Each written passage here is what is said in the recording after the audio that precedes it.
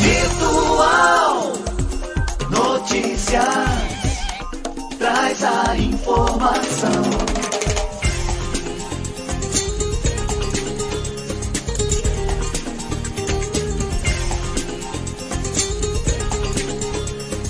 Virtual News. 2 minutos, um bom dia para você que se encontra em www.radiovirtual.com.br.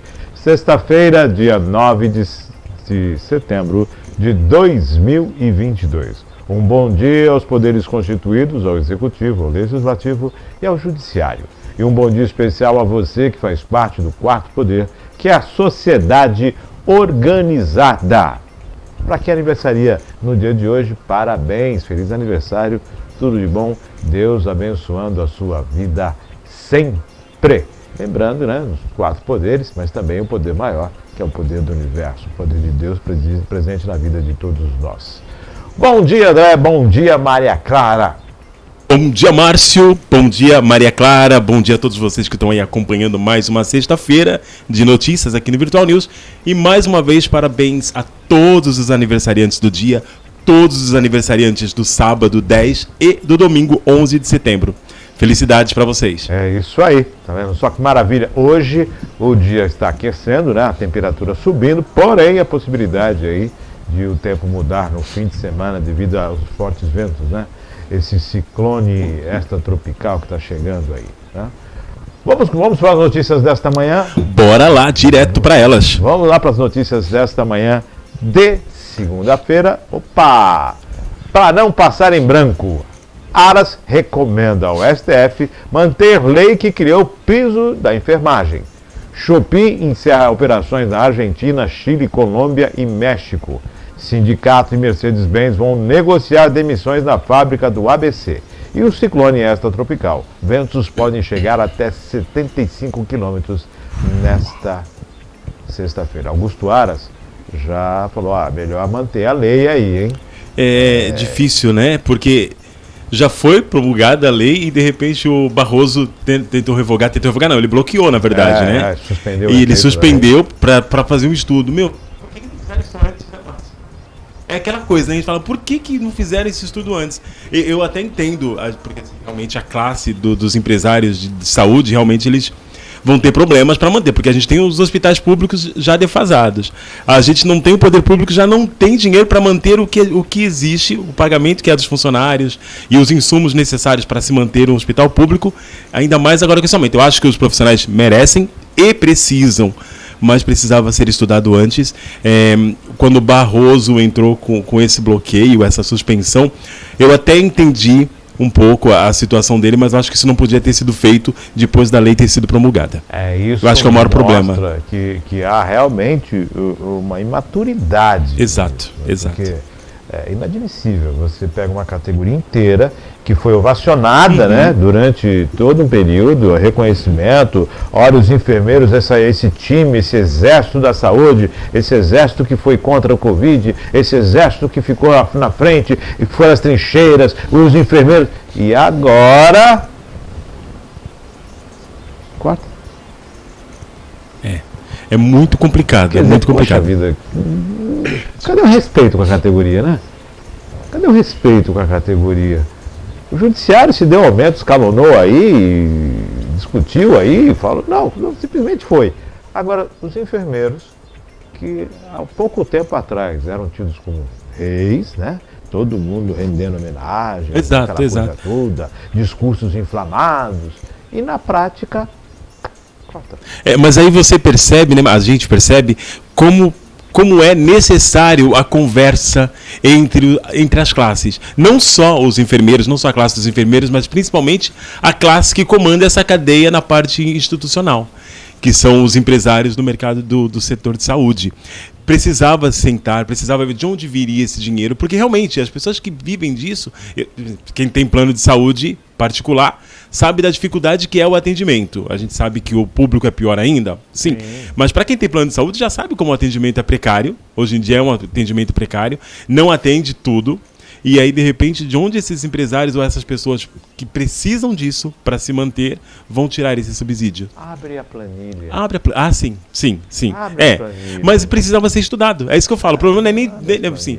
Isso não foi dito, não foi discutido. Mostra na verdade, lá o teu faturamento com o plano de saúde. Mostra porque lá na como é que verdade, fica, quantas vidas você tem que escalonado. então, Márcio, mas aí, tipo assim, esse custo viria das prefeituras e dos estados. Existem estados que têm recurso para isso. Só que a gente sabe que existem estados que não têm. Eu acredito que o nosso plano de saúde ele devesse mudar, porque assim, você paga um plano uma vida inteira. Quando você parou de pagar, você perdeu. Acabou. Exato. Eu acho que nós teremos Indigno. que mudar para seguro-saúde, né? Quando você precisa, o seguro é acionado e você tem teu atendimento, né? Acho que um seguro-saúde seria uma condição diferente, né? E você pode manter o seguro. Agora, E existem exemplos, né, de outros países que dão certo no setor de saúde. É que assim, o nosso SUS realmente é referência, é exemplo, mas precisa de investimento para que ele possa se manter. Tanto quanto dois lados, né? Exatamente, tanto para os profissionais quanto para se manter todos os custos que exigem um sistema como esse. Eu fico triste com essa situação, porque é uma categoria que até então estava todo mundo... os enfermeiros. E agora? Os enfermeiros. Corta. Pô. Pensasse antes, né? Ou então, e agora? E aí? Não é nem, Márcio, na verdade não é nem o corta. Não é o problema, a questão não é que o Barroso ele está cortando esses benefícios. Ele pediu para ser bloqueado, para que ele possa sentar na mesa e as pessoas que trouxeram essa lei possam mostrar como vai ser feito isso. Se eu, que sou do setor de saúde, já entrei lá falando, olha, gente, vai ter impacto para mim? Já é um motivo. Já criou um empecilho aí. Sim, mas eu ainda acredito que esses benefícios eles não vão ser retirados. Eles vão para a pauta para um estudo e aí eles vão ver porque tem que ter. Tipo assim, a gente sabe que o governo não consegue realmente abrir planilha, trabalhar nas contas e de repente ajudar nesse processo. Hoje vai ser em audiência virtual, né? Sim. Hoje já começa a primeira audiência, exato. Vamos lá. Bota lá pra gente nas do dia, por favor. A Shopping encerra operações na Argentina, Chile, Colômbia e México. Cara, isso é preocupante, né? É preocupante. Eu fiquei chocado com essa informação também. A gente falou da Europa entrando em crise, aí, ó, olha a situação. E é engraçado, né? A Argentina passando por todo esse processo aí que está realmente deixando o país numa situação muito complicada. Colômbia e México, a gente sabe que já vem de um período de tentar se reerguer, mas está difícil correr atrás. E é o Chile, né? O que me surpreendeu é o Chile nessa celeuma toda, porque o Chile, na semana passada, a gente até comentou, teve o plebiscito para escolher uma nova Constituição, não foi aprovada. Os chilenos preferiram continuar com aquela ditadura de Pinochet e talvez isso até seja um pouco do que pode estar acontecendo no submundo dessa situação toda, do plebiscito, da ditadura. Mas o problema é que abarca outros países, né? Mas é preocupante. A gente está aí, realmente, o Brasil é uma superpotência dessa região da América Latina, mas é preocupante para a gente também. O Shopee tem um mercado muito extenso aqui no país. Muito extenso, muito, muito grande, né? Essa questão também do sindicato, bens que vão sentar para discutir sobre demissões. Cara, que louco, né? Mais uma empresa diminuindo o quadro de funcionários e que possivelmente pode até ser que saia do país, né? Realmente a situação. Da empresa que é a empresa que domina o mercado de equipamentos de transporte de 3/4 a 3 eixos. A 3 eixos, exato. São os transportes de grande potência. São eles também, só dividem lá em cima com a Scania e a própria Volvo que tem quando se trata de carretas, né? Mas até 3 eixos a Mercedes-Benz em ônibus ela domina.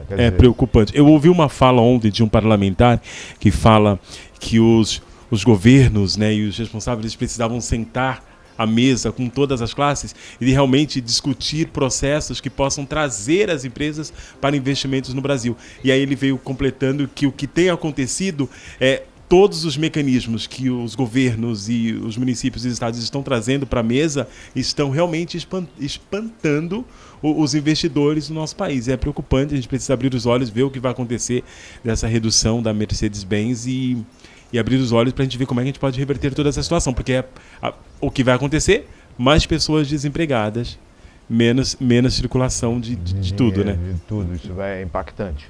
Vamos para as matérias desta manhã de sexta-feira. Varíola dos macacos. O Brasil recebe insumos para iniciar o desenvolvimento da vacina. Com apoio do Ministério da Ciência e Tecnologia e Inovações, foi entregue o vírus semente à Universidade Federal de Minas Gerais para iniciar a pesquisa para a produção da vacina contra a varíola dos macacos em território nacional.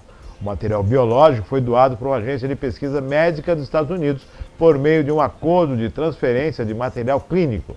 As sementes dos vírus vacinal serão utilizadas na produção de lotes de vacina para a realização de testes pré-clínicos e clínicos no Brasil.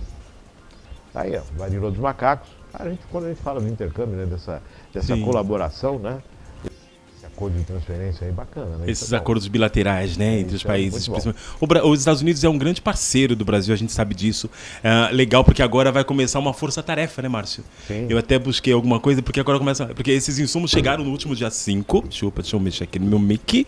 Chegaram no último dia 5, e aí eles vão ser recebidos pela Universidade Federal de Minas Gerais, que é onde fica o Centro de Tecnologia de Vacinas, né? E aí, em trabalho com a Fiocruz, eles vão trabalhar esses insumos para produzir aqui no Brasil uma grande conquista. Para a gente é uma grande conquista para se tornar referência nesse mercado. Lembrando que agora são os pré-clínicos, e aí depois tem todo o estudo do efeito e tudo mais. Tem todo um processo para estudos, de aprovação, de ver o que funciona e o que não funciona. Ela segue liberada para os humanos. Então, sucesso aí para os pesquisadores, legal. Sucesso. Sem investimento, sempre bom. Vamos para a próxima matéria desta manhã. Produção de grãos atinge recorde da safra 2021-2022 e chega a 271 milhões de toneladas. Segundo a Companhia Nacional de Abastecimento, a Conab, a produção brasileira de grãos da safra 21-22 registra 271 bilhões de toneladas, um acréscimo de quase 14,5 milhões de toneladas em comparação ao ciclo anterior. É a maior colheita já registrada dentro da série histórica de produção de grãos no Brasil, mesmo com adversidades climáticas em algumas regiões produtoras. Maravilha! Nós estamos, todo ano, nós excedemos. Olha, superávit, produziu muito mais. Safra recorde. Espetacular. Agora, vamos colocar um ponto nisso aí. O Brasil, ele não chega a produzir 30% de todo o fertilizante agrícola que ele precisa. Ele importa. É importado. É importado com tarifa zero. Errado. A indústria nacional, ela não está sobrevivendo. Porque ela já sai com 12%, 18% de custo em cima disso, de imposto em cima disso. Então, como lidar com isso? Você está trazendo, porque, na verdade, a Europa ela tem um período sazonal de plantio, depois vem o inverno. No período de inverno, para onde é que vem as safras? Para a América do Sul, para os outros países. Né? E o que acontece com a indústria nacional? Safra recorde. Você imagina se esse país crescesse também nessa condição, na produção isso que eu ia falar. de fertilizantes, se nós fôssemos autossuficientes nos fertilizantes. Primeiro a autossuficiência e o crescimento, né? Mas vale ressaltar que essa projeção foi feita para se chegar, na verdade o que eles visavam, chegar em mais ou menos 260 milhões de toneladas e acabou ultrapassando essa projeção. Vale lembrar também que o Brasil é um dos 5 maiores, né, exportadores de grãos. O primeiro lugar aqui no Brasil é soja, a gente sabe disso. Sim. E aí está entre Estados Unidos, China, Rússia, Índia, Estados Unidos, Índia, Rússia, Brasil e China. E China, exato. E o Brasil, tipo assim, está ultrapassando os Estados Unidos na exportação de grãos. Está superando os Estados Unidos, daqui a pouco está em primeiro lugar. E aí a gente precisa entender, né, vale a pena a gente parar para entender onde isso está chegando nas bases, né? Porque é tanta importação. É claro que isso também se deve ao aumento de plantio, de espaços, de toda a logística, claro, para crescer. É bom para quem trabalha com isso. Vale a pena, tipo assim, entrar para entender um pouquinho mais desse mercado, mas realmente, né, quando o produto interno bruto de soja cresce lá fora, a gente precisa entender que tem todo um processo. O Brasil realmente ele não é detentor de todo o processo de produção, ele produz e exporta, e aí tem que importar para poder fazer o comércio girar aqui dentro, e isso gera um custo, e realmente esse custo de importação, né, com essas taxas que não são cobradas, para a gente não é viável e realmente precisa rever esses trâmites. Mas eu acho que só o fato da gente poder estar crescendo nesse cenário, eu acho que o Brasil começa a aparecer como um grande... ainda mais. Quando eu estava conversando com o Passos, que era presidente do sindicato dos químicos, Sim. e assim, esse assunto já vem há mais de 4 ou 5 anos. O Polo Industrial de Cubatão perdeu uma planta de produção de adubo que foi transferida para um outro estado, pela guerra do ICMS. Então, quando a gente fala nessa questão da soja, da superprodução, da safra de grãos, isso é muito bom. Só que existem condições de você fazer com que isso ainda traga ainda mais benefícios para o país, através da abertura de vagas de emprego, de uma produção dentro da indústria de fertilizantes, de uma produção dentro de tudo aquilo que serve de base para a produção dos grãos.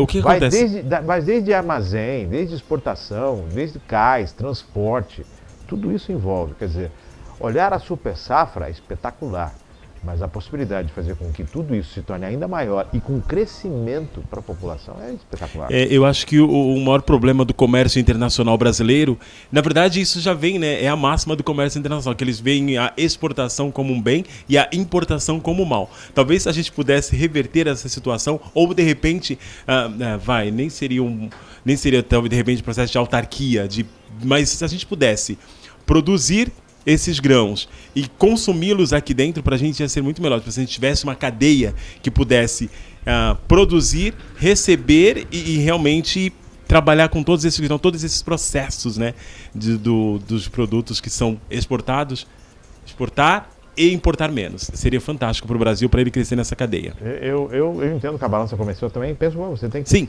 mas tem que ter esse meio termo. Algumas situações a gente tem que ter uma condição...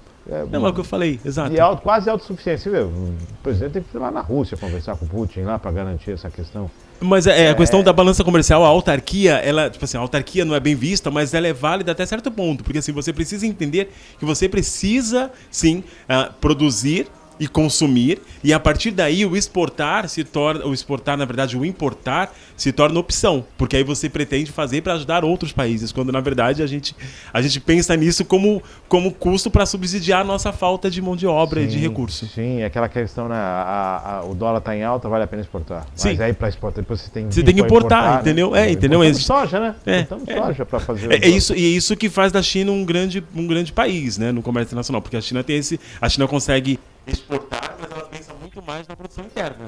Mas, enfim. Muito mais na produção interna. Vamos a mais uma matéria desta manhã de sexta-feira. Com nova lei, exportadores terão isenção de PIS, PASEP e da COFINS na compra de serviços. Olha aí. A partir de 2023, exportadores brasileiros poderão comprar serviços como transporte, seguro, manejo e armazenagem de cargas com suspensão de tributos.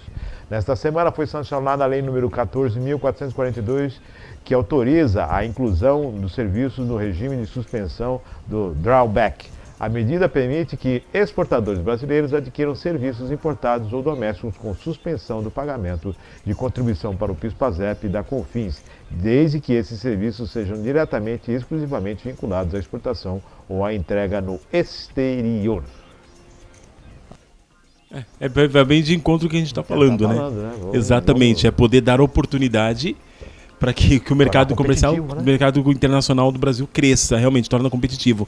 Vai lembrar que assim, essa medida ela vai ter uma renúncia, mas estava buscando informações, e aí o Monitor Mercantil, um banco um site que fala sobre ações e negócios, ele fala que o Brasil vai ter uma renúncia nos cofres de 1,1 bilhão de reais, e esse valor já foi incluído no plano orçamentário, no projeto de lei do plano orçamentário de 2023. A LDO, então, de que 2023. Legal. A LDO não. A LOA. A LOA. Não, na verdade é a PLOA, né? Projeto de Lei Orçamentária Anual. Ou LOA. Então já está incluído. Já está incluído no 2023. Mas se isso reduz recursos, mas gera divisas por outro lado, se garante... Sim, eu acho que tudo é viável. É um jogo, né? Eu cedo aqui para ganhar. É o que a gente, na verdade, é o que a gente fala, né? Todo mercado internacional, a gente pensa assim, tá ajudando outros países, mas na verdade a gente tem que pensar que a gente está ajudando a nós mesmos. Para a gente ajudar, né, o outro, a gente precisa primeiro, né? Competitivo. Sendo competitivo. Tancredo Neves tinha uma visão que era interessantíssima. Ele dizia: o Brasil é o celeiro do mundo. Vamos plantar para o mundo comer. Então essa é uma deve ser analisado. Nós temos todos os climas aqui. É a nossa força, né? A força do Brasil é a produção agrícola. Nós temos tudo isso, né? A possibilidade, sim, de plantar para o mundo, mas não deixar os nossos com fome, né? Exato. Como é que pode, né? A gente produzir alimento e a gente ter tanta fome no Brasil. Vamos à próxima matéria desta manhã de sexta-feira. Assim, Prefeitura de Cubatão garante continuidade dos atendimentos à Casa da Esperança. A Casa da Esperança recebe repasse mensal da Prefeitura de Cubatão e atende 300 crianças e adultos autistas e com deficiência. Em reunião ontem, nas dependências da casa, o chefe do executivo buscou tranquilizar os colaboradores da entidade e principalmente os familiares de quem recebe o tratamento na casa, afirmou o prefeito Ademário, que se colocou à disposição para dirimir dúvidas dos presentes. Durante o encontro, a diretoria da Casa Esperança explicou sobre os passivos trabalhistas que a entidade possui, cerca de 1,5 milhão oriundos do período de intervenção municipal que pendurou de 2013 a 2017 e solicitou a ajuda da Prefeitura. O chefe do executivo esclareceu que a administração municipal depende de autorização da Justiça para quitar esses débitos. Atualmente, a Casa Esperança é mantida pela Prefeitura de Cubatão por meio de repasses mensais de quase R$250 mil, dinheiro usado para manter o local e seus equipamentos para pagar os colaboradores. No contrato vigente entre a Casa e a Prefeitura, a entidade receberá até o fim do ano cerca de 3 milhões para a inclusão de atendimento às crianças portadoras do transtorno do aspecto autista. A entidade, criada em 1980, estava sob intervenção da Prefeitura desde 2013, quando a diretoria foi afastada por decisão judicial. Nos anos seguintes, continuou enfrentando sérios problemas. E no início de 2007, o prefeito Ademário de Oliveira transferiu a direção para o Rotary Club e o gestor da entidade passou a ser o presidente rotariano Hermes Balula. Bom, não dá para falar de Casa Esperança sem falar de Nega Peruzzi. Exato. Não dá para falar, né? E há uma realidade em tudo isso, e independente do que se diga ou não, é a minha opinião. Eu vi uma casa funcionar e eu vejo uma casa não funcionando. Eu também tenho essa visão, eu acho que funcionava. Crescer, e agora eu vi uma casa estagnada. Eu vi uma casa que não tinha escândalos, nem dívida, agora eu vi uma casa com dívidas. 1,5 milhão. É muito dinheiro. Agora se fala em pagar o valor. Eu quero saber de quem é o responsável por esse valor. De quem é a responsabilidade dessas dívidas. De quem era a gestão disso na responsabilidade dessas dívidas. O que acontece? Tá? Nós precisamos ser justos, né? A casa atende a mais de 400 crianças. E eu não sei como é que está bem. atendendo. Você sabe, Márcio, tipo assim, realmente, na época da Nega Peruzzi, a Casa da Esperança teve realmente uma projeção muito grande na cidade. Eu não sei a fundo como é que se chegou a todo esse valor de dívida, mas eu pude entender que são processos trabalhistas. São processos trabalhistas que parece que, não sei bem, mas parece que foram algumas pessoas que... Até sei quem foi, até sei quem foram as pessoas, mas não cabe no momento. E realmente vale parar para estudar tipo assim, de quem que era a responsabilidade, por que se chegou a esses valores, por que já não foi discutido isso antes, porque somente agora eu fiquei sabendo desse processo todo na semana passada, quando fui procurado para ajudar uma pessoa que trabalha lá dentro a entender como é que eles fazem para realmente ter um momento na tribuna, para poder falar sobre o problema. Eles queriam vir a público para falar na tribuna da Câmara. E aí eu ajudei, e aí parece que ontem ou anteontem o prefeito teve uma reunião com o pessoal. O que me deixa muito espantado, na verdade, é esse valor, 250 mil, para manter toda aquela estrutura. Eles fazem milagre, literalmente. Estrutura que cresceu desde 1980, Sim. E o segundo prédio foi da administração. Sim, da administração Nega Peruzzi. Então, assim... Cresceu bastante. A Casa da Esperança é uma referência na cidade. Eu acho que cabe, sim, todos os recursos para poder continuar mantendo, não só manter, mas principalmente aumentar toda aquela demanda, porque existe uma demanda muito grande de pessoas que precisam ser atendidas pelaquela casa e ainda não conseguem atendimento.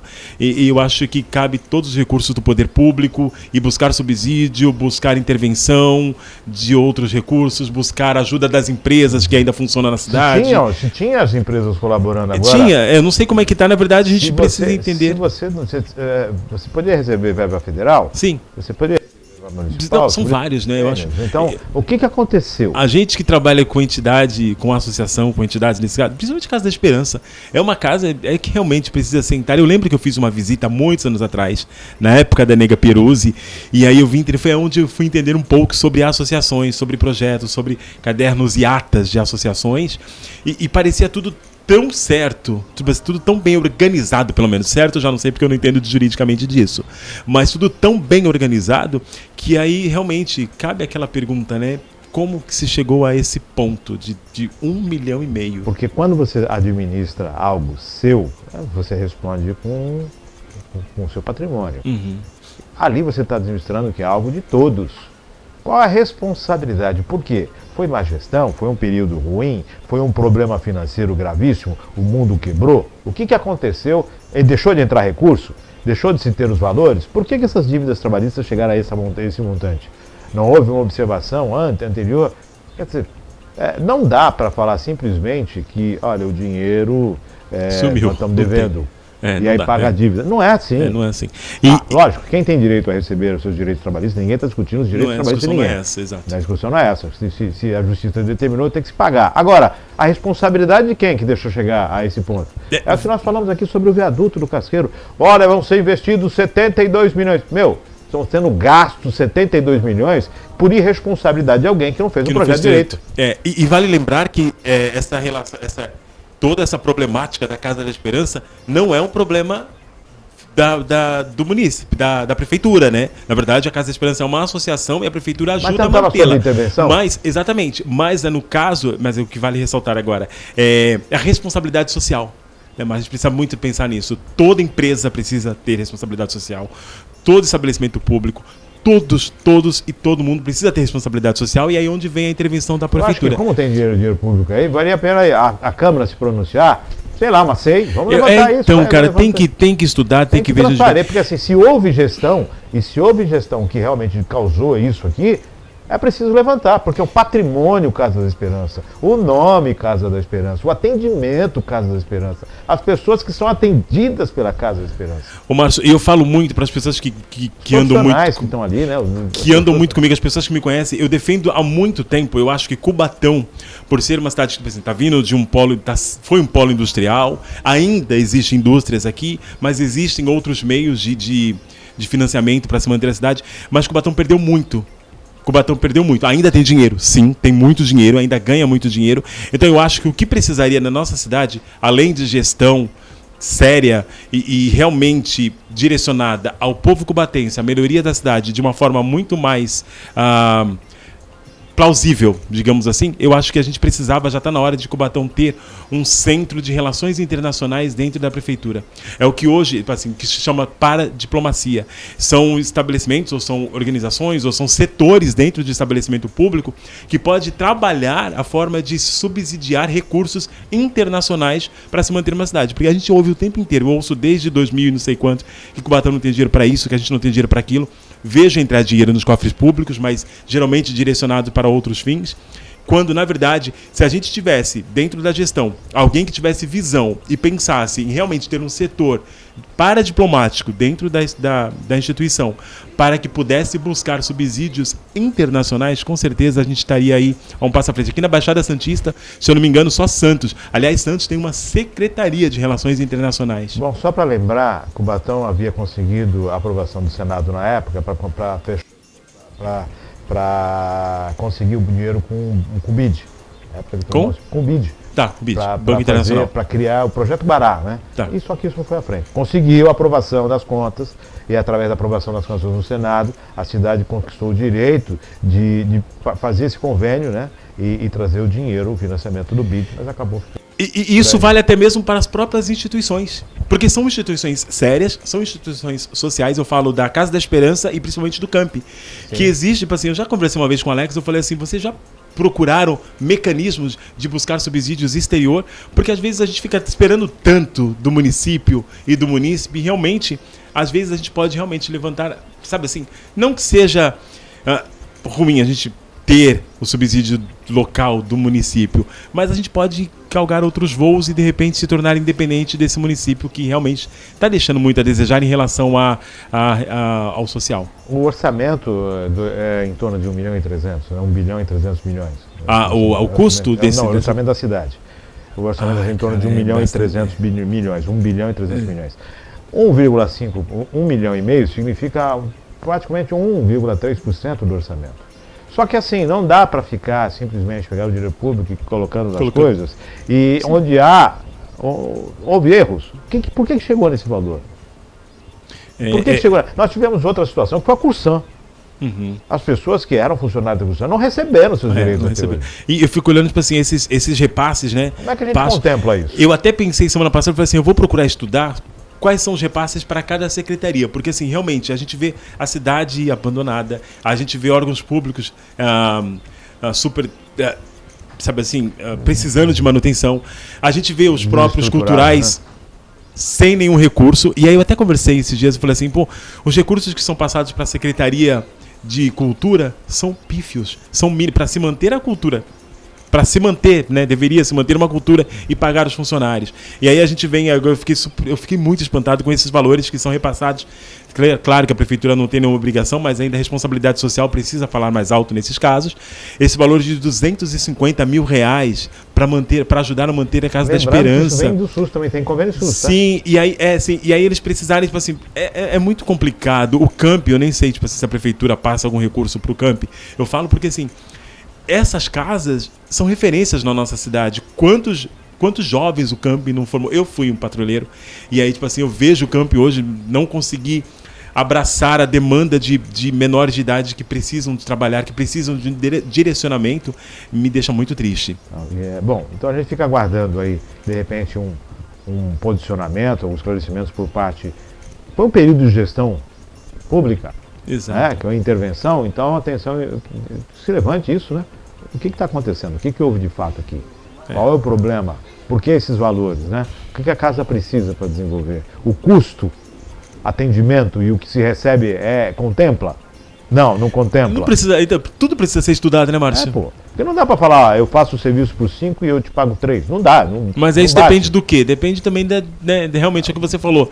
Cabe a quem a responsabilidade? Eu lembro que a casa tinha um problema, que acho que por prestação de contas, não tinha prestado contas, se eu não me engano, ela não podia receber subvenção, tinha uma situação que um embrólio, né, e que a gente pergunta, e aí, de quem é a responsabilidade? Porque a casa funcionava e atendia, e de repente virou um caos. Exato, e de repente essa bomba explode quando realmente o buraco já está fundo, né? Senhora, 1,5 milhão. O buraco está bem fundo. Na verdade, eu acho que agora cabe ao presidente, atual presidente, vai ter que, tipo assim, vir à tona e tentar descobrir... Se a prefeitura definiu que era o Rotary que ia tomar conta, então a prefeitura tem responsabilidade sobre isso, né? Na verdade, precisa saber como é que foi levantar. Vamos fazer isso aí. Vamos nos comprometer a estar falando a respeito disso. Procurar levantar como é que a Casa da Esperança é mantida na cidade, como é que a prefeitura tem participação em tudo isso, por que a prefeitura passou para o Rotary, a administração da Casa da Esperança, qual a responsabilidade que a prefeitura tem e qual o poder que ela tem para isso também, né? Já que a gente fala que a prefeitura não tem responsabilidade. Na verdade, na minha concepção, a prefeitura talvez não tenha nenhuma responsabilidade com esses gastos. Vamos em frente, né? Negar a capacidade alheia, muitas vezes não é o melhor caminho, né? Agora cabe provar que a administração da casa, seja quem for ou quem foi, possa colocar a casa nos trilhos e levar um futuro ainda melhor. Se Deus quiser, Márcio, eu acredito. Nosso intuito é esse, Casa da Esperança, sempre. Vamos à próxima matéria desta manhã de sexta-feira. Assim, morre aos 96 anos a rainha Elizabeth II. Né? Ontem o mundo ficou muito triste. Elizabeth II visitou o Congresso Nacional em 1968. A rainha, que faleceu na quinta-feira, fez apenas uma visita oficial ao Brasil durante seu reinado e incluiu no seu roteiro a visita ao Congresso Nacional, no dia 5 de novembro de 1968. A rainha e seu marido, o príncipe Philip, foram recepcionados por deputados e senadores em uma sessão solene. Elizabeth II discursou em inglês, apontou os desafios do legislativo brasileiro para servir a um país de desigualdades continentais e desejou aos parlamentares sucesso nos seus esforços. Tem as fotos da Elizabeth ainda, né? Olha só. Márcio, um legado, né? É algo espetacular, né? Olha só. 40 anos devia ter, não, 30 e poucos anos devia ter ela, não? Nessa época que ela veio ao Brasil, 42 anos de idade. 42 anos de idade. Ela veio ao Brasil com 42 anos de idade. Vale lembrar que nessa data, eu não era nascido ainda, mas a gente sabe, né? Óbvio. Eu também não. Adoro brincar assim, gente, na verdade. Mas eu não era mesmo. Não, eu acredito. Quando ela teve, vale lembrar que tipo assim, ela teve aqui no Brasil, ela fez em São Paulo, a inauguração do MASP foi com ela. Ela esteve aqui, ela inaugurou o MASP naquele período. O MASP, né? O Museu de Arte de São Paulo. Depois que ela teve no Brasil, eu nasci. Eu nasci em novembro. Você nasceu em 80, né? 80? Não, 29 de novembro, desse ano. Tá. Então, ela teve no Brasil a vinda dela, tipo assim, teve a inauguração do MASP. Ela levou os presentinhos inusitados do Brasil, né? 2 onças e uma preguiça. Soube disso? Muito interessante. Mas realmente o que passa, o que fica é esse legado de 70 anos, né, Márcio? É muita. É muita coisa. Realmente, as circunstâncias, né? Todo mundo soube, né? Que ela foi para a Escócia. Na Escócia, os médicos já estavam preocupados com a condição de saúde dela, que já não era, né? Já vem alguns dias debilitada. 96 anos, né? Agora a gente aguarda como vai ser o funeral, né? Como é que é a situação. O rei agora, Rei Charles. Ela vem, a Elizabeth II, ela vem 70 anos, é o mais louco de tudo isso, ou sei lá, o interessante, né? Depende de como você queira ver isso, que ela realmente abdicou do papel de mãe, do papel de mulher, do papel de dona de casa e colocou realmente a coroa em primeiro lugar, né? E ela foi uma mulher muito forte, né, Márcio? Ela foi uma mulher, tipo assim, ela foi, como diz a Dama de Ferro, foi a Margaret Thatcher, mas ela teve lá, né, tipo assim, com mãos de ferro, assumindo, passando por... É muito doido. Eu gosto muito de história e ver o tanto de trajetória, o tanto de guerra que essa mulher viu, o tanto de presidente que essa mulher viu passar pelos governos. Ela viu, acho que ela viu as 2 guerras, acho que não. Né? Ela viu a Segunda Guerra, na verdade, ela nasceu... O pai dela ela tinha 26 anos na Segunda Guerra Mundial. O discurso do rei fala muito do pai dela. Né? Exatamente. E ela, na verdade, o mais interessante de tudo isso, que era assim, ela... Como são as coisas, né? Como realmente, como você falou, né? O aspiral da vida. Porque ela não era na sucessão, né? A família dela não era uma família sucessória ao trono real. E aí o irmão do pai dela abdicou e o pai dela teve que assumir. Para casar com uma americana. Exatamente. E aí a história se repete. E ele precisou... E aí o George... Né, o George VI assumiu o trono porque o irmão abandonou. E aí, só que ele não tinha filhos, né? Só tinha as 2 meninas. A Elizabeth e a outra, não me recordo o nome. Mas enfim, e aí ela teve que assumir. Só que o mais interessante de tudo isso é que o George, ele foi pego de surpresa quando ele assumiu o trono. E aí, quando a Elizabeth era pequena, ele preparou essa menina desde pequena para assumir o trono. Então, assim, é muito engraçado, vale muito a pena para quem quer saber um pouco mais sobre a história da monarquia, assistir ao seriado Crown, a coroa. Discurso do rei. Melhor ainda. É muito emocionante esse filme. Vai se entender muito sobre esse filme e a superação, né? Nesse filme que é espetacular. É muito interessante a história em tudo isso. Maria Clara, suas colocações sobre a passagem de Elizabeth II. Olha, como o André falou, né, foram 70 anos, 7 meses e 2 dias de reinado. Foi o reinado mais longo da história do Reino Unido. Ela é sucedida pelo rei Charles, né, que agora se torna o monarca mais velho a assumir o trono, né? Se eu não me engano, ele tem 73 anos. E é interessante que tem toda uma operação agora, né? A operação se chama London Bridge, a ponte de Londres, desculpa. E tem uma série de protocolos e um desses é a primeira-ministra, né, a premier, receber uma ligação falando que a ponte de Londres caiu. É assim que eles nominam, né, o momento da morte da rainha, e aí depois, como aconteceu, é colocado um mural na frente do Palácio de Buckingham para anunciar a todos. São 10 dias onde tem uma série de ritos, né? O rei Charles ele vai passar por uma procissão de luto, por toda a Inglaterra, né? São acionados os países como a Austrália e Canadá, que eles fazem parte, inglesa, né? Exatamente. Então, tem uma série de processos aí bem interessantes. O dia da morte dela é chamado de dia D, e aí a partir disso tem o D1, D2 até o D10, que é esse período dos protocolos. É muito engraçado pensar que a gente realmente está passando por uma nova ordem mundial, né? Sim. Desses últimos 2 anos, a gente está passando por uma transformação muito grande na história do país, do país, na verdade, do mundo. Essa guerra da Ucrânia, né, uma transformação mundial, e agora a perda das pessoas que a gente, né, a maioria das pessoas que vivem hoje tem a rainha como referência, né? A Elizabeth é uma referência monarca. Ela realmente, como a Maria Clara falou, ficou mais tempo na história desse reinado, do reinado. São 15 países, né? É uma mulher a soberania de 15 países, inclusive Canadá, como a Maria Clara falou, Austrália, e também Nova Zelândia, Guiné. São vários países. É triste pensar que ela... Hong Kong, né? Há pouco tempo. Há pouco tempo, eu não sei de Hong Kong, mas tem alguns países lá daquela região daquele continente que fazem parte, sim, da monarquia. Né? Agora, o interessante, eu chamo a atenção para as mulheres desse reinado inglês, né? Nós temos a Rainha Elizabeth, e nós tínhamos a Princesa Diana, ícones, né? Ícones. E mais ícones femininos dentro dessa monarquia, que mostram aí a importância e a capacidade, né, de gerir uma nação e falar de política mundial. Eu acho que você falou muito bem, Dama de Ferro, Margaret Thatcher. E a aceitação dela, né? A aceitação dela é muito, muito grande. Essa porcentagem de aceitação dela é muito alta. E aí agora o Rei Charles, ele, tipo assim, um homem de volta ao trono. E aí o sucessor dele é o Williams, também outro homem. E aí ele vai ter uma grande dificuldade em ter essa aceitação que a rainha teve. Primeiro por conta de todo aquele processo da morte da Diana, a morte a separação dele no início dos anos 90.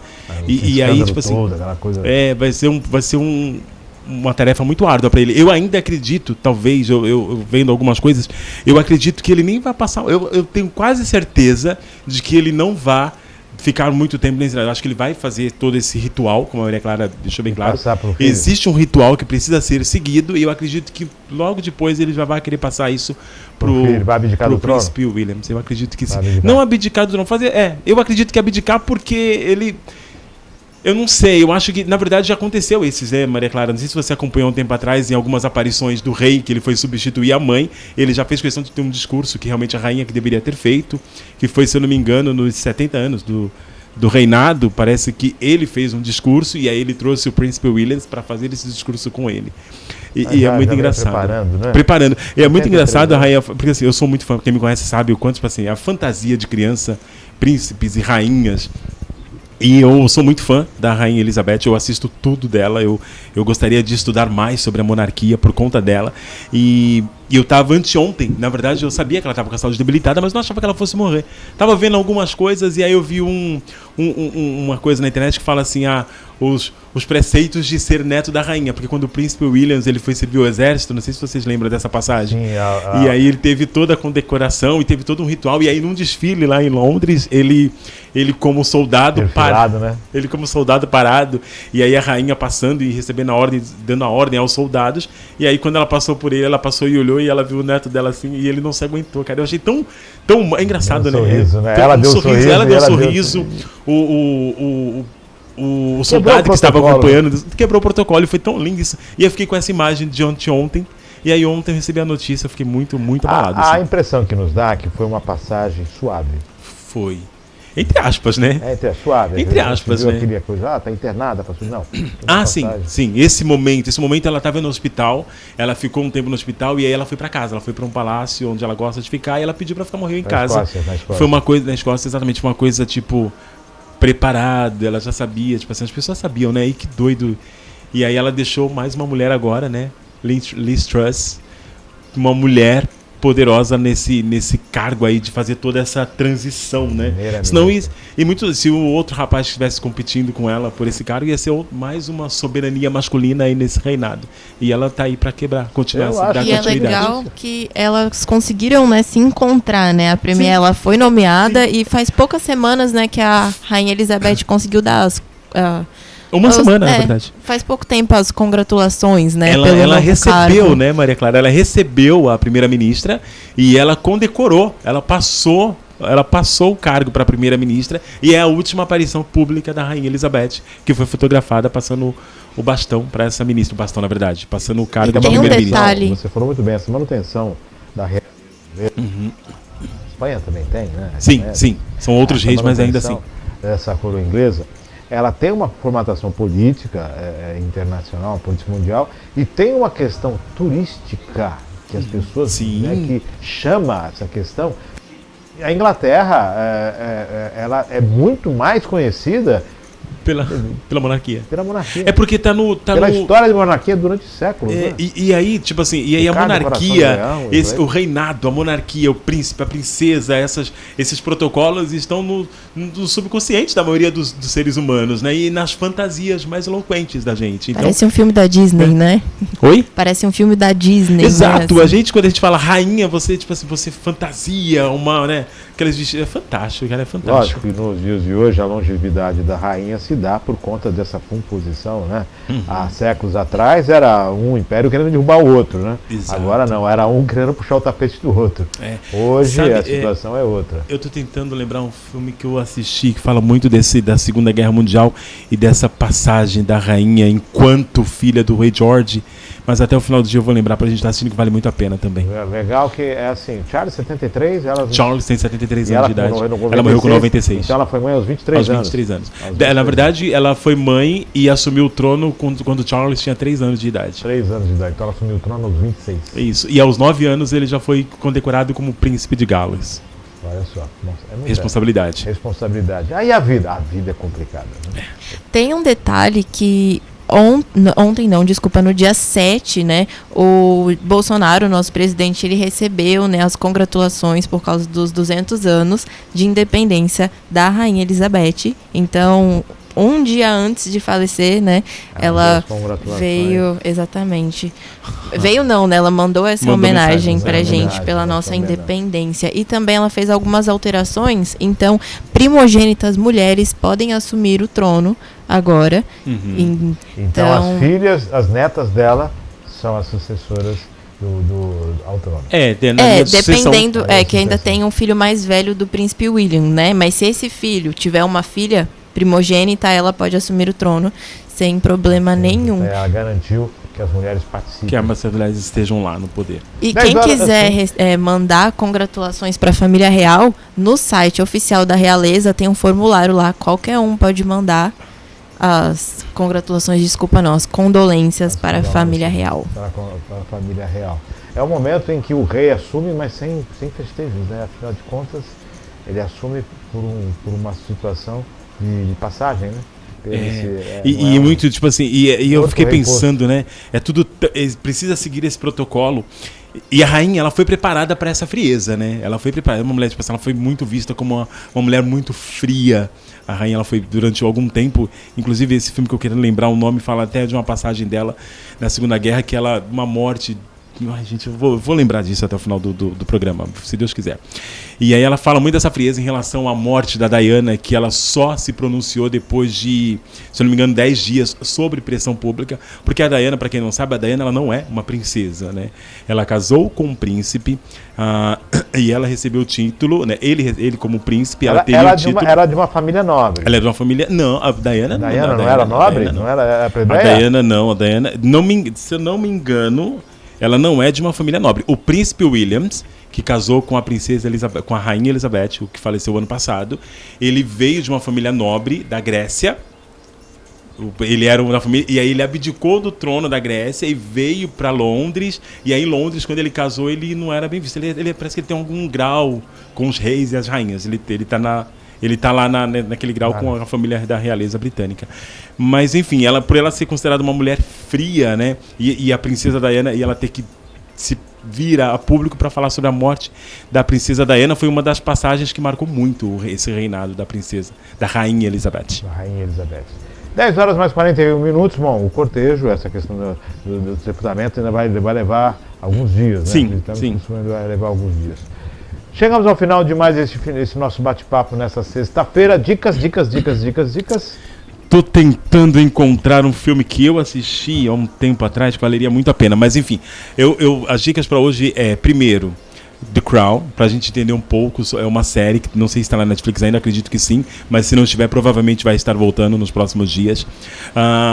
Uma coisa que eu achei interessante, voltou a 5ª temporada, não sei se a Maria Clara já conhece, viu? Que ela é expert de indicações de filmes, que é A Rainha do Sul. É um filme que já ouviu falar? Já ouvi falar. Vale muito a pena. O que me atraiu nesse filme foi a atuação e a presença da brasileira. A Rainha do Sul é a Alice Braga. Ela tá fantástica nessa interpretação. Adoro, sou fã. Foi o que me levou a assistir essa série. A Grande Jornada, não, eu vou lembrar o nome, a Maria Clara vai lá, que é com a Queen Latifah, que estreou essa semana, que é sobre um suspense na estrada, muito interessante. Muito legal. Bom, a Maria Clara tinha falado semana passada a respeito do Senhor dos Anéis, os Anéis de Poder, né? Os Anéis do Poder. Espetacular. É bom? Simplesmente espetacular. Inclusive tem episódio sendo lançado hoje, né? Novos episódios, tem novos episódios de She-Hulk também na Disney Plus e de Anéis do Poder na Prime Video. O filme do Thor, Amor e Trovão, chegou na Disney Plus e o do Pinóquio também a partir de ontem, na verdade, eles já estrearam, então Elvis já tá no streaming, tá na HBO. na HBO, agora também o Thor. Thor, Amor e Trovão e Amor- Pinóquio, e o Pinóquio, que é a que live é- action com o Tom Hanks. Nós temos Mirada esses fins de semana? Não, é na próxima. Começou, na verdade, Mirada começa hoje, dia 9, vai até o dia 18 de setembro, começa com espetáculos no Sesc. Na verdade, para hoje já não tem mais, os ingressos já foram esgotados, mas aí cabe entrar no site do sesc.org.com.br e seguir a programação que tem aí para a semana. Mirada, acho que Vila Paris tá no Mirada, se eu não me engano. Não sei Tá quais no são os Mirada. filmes. Eu vou dar uma levantada ali. Lembrei do filme, não sei se vocês já viram, que vale muito a pena assistir, que fala muito sobre esse fato da Rainha Elizabeth ser considerada uma rainha muito fria, mesmo porque ela foi preparada para isso. É O Bombardeio. Vocês viram? É muito bom. Esse filme fala de uma passagem dela enquanto rainha, enquanto assumindo, na verdade ela não era rainha, mas ela estava assumindo o trono porque o pai dela, o George VI, encontrava-se doente, e aí fala de um bombardeio em um dos países que tem a realeza como regente, e aí morreram cerca de 80 crianças nesse bombardeio, porque uma creche foi bombardeada errada e aí ela tem na história bem interessante. Oi? É na Netflix? Isso mesmo. Eu vi na Netflix, o Bombardeio.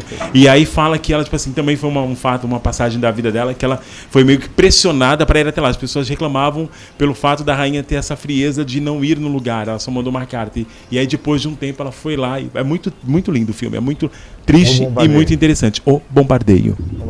10h44. Chegamos ao finalzinho de hoje, sexta-feira, né? André, sempre bom ter você aqui. Obrigado, Márcio. Eu que agradeço você aí ter feito companhia com a gente nessa manhã de sexta. Muitos ventos, vale a pena lembrar. Fechem as janelas, cuidem-se, amarrem-se nos postes. Eu vejo vocês na semana que vem. Beijão, tchau, tchau. Tá, isso aí, Maria Clara, gratidão. Lembrando que sextou, então um fim de semana de descanso, família, passeio. É o momento de você estar com você mesmo, estar com quem você ama e fazer o que você gosta. Lógico, tem as obrigações também que fazem parte da vida, do dia a dia. Lembrando, Setembro Amarelo, mês de conscientização que a vida vale a pena. Gratidão, fique com Deus. Daqui a pouquinho o programa está à disposição no YouTube, também no site. E até segunda-feira, com mais um Virtual News. Lembrando que a partir da semana que vem, a gente tem aqui a Semana do Amigo. Os comentaristas vão trazer os amigos aqui para o Virtual. Grande abraço, fique com Deus e até lá, se Deus quiser.